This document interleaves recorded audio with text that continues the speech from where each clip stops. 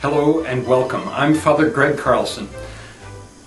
What I'm offering you here is a short video that I hope will be the first of many such videos.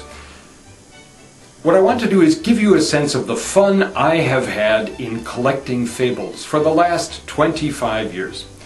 Fables and all the things that grow out of fables. So today, I'm going to bring along one object that I found and tell a story that's connected with it, give you a sense of this one object, and then show some of the other objects that it led to. The object that I found at a rural toy store in Minnesota was this set of story blocks. Little wooden blocks that actually have 6 sides, and so they tell 6 stories. This is a very nicely made little wooden box. It comes from China, and inside there were a number of wooden blocks to make 6 different stories. The story that I'm going to tell you that's made in one of the 6 sides of these story blocks is that of the dog who had a piece of meat. It seems a dog had found a piece of meat, or perhaps stolen it from a butcher shop. He was running home to enjoy this great find. As he did so, he ran along a bridge just over some very still water. And as he ran over the bridge, he looked over the side, and there he could see another dog with another piece of meat in its mouth. Immediately, he wanted that other piece of meat.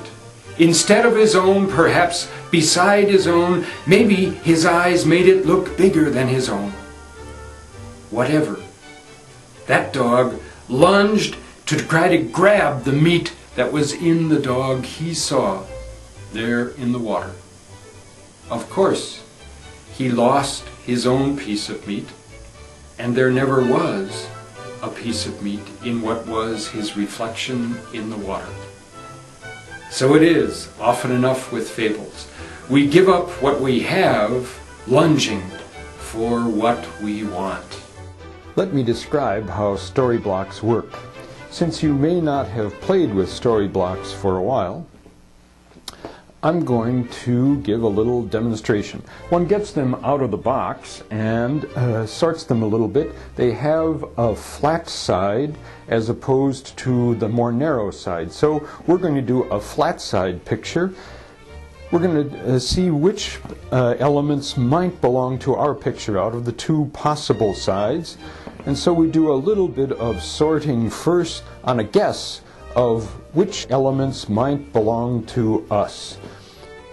Perhaps before too long, we start to see some things that can fit together. Here's a bit of a dog, and there's a bit of a dog's picture, and there's going to be a reflection of this dog in the water.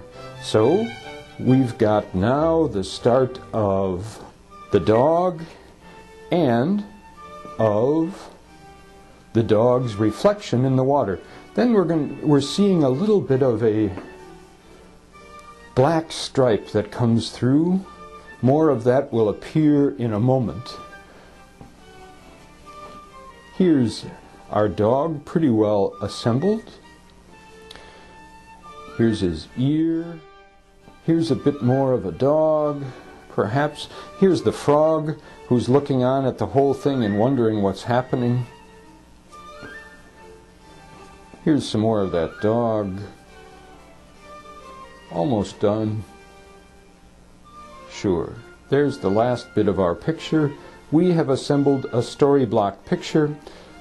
Notice that it's not in perfect quadrangle form. Each picture has its own unusual shape.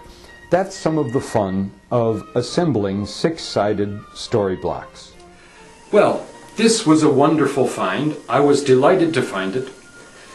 Years later, as I was traveling in Asia, I got to a department store the one day I had in Singapore. And what did I find there?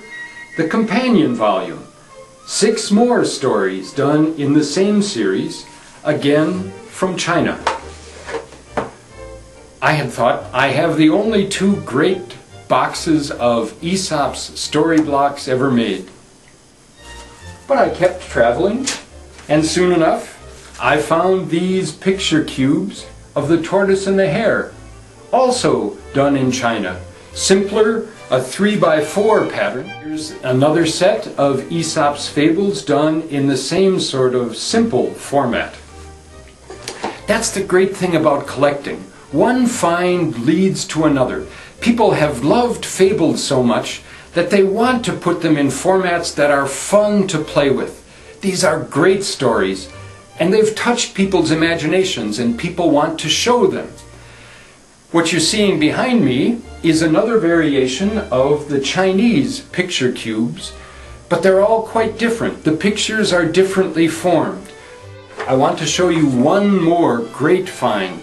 One day when I was in Bon Marché in Paris, I found this large wooden set of many more story blocks illustrating 6 stories from La Fontaine's Fables. I hope you get some little sense of the excitement, the fun I find in looking not only for fables, but for all the things people make because they enjoy fables. So, you've heard a new fable today. You've seen the way one find has taken me to many others. I hope to make some more of these videos so you can see some of the other wonderful and crazy things I've discovered in collecting fables. Thanks for being with me today. Copyright 2008, Father Greg Carlson.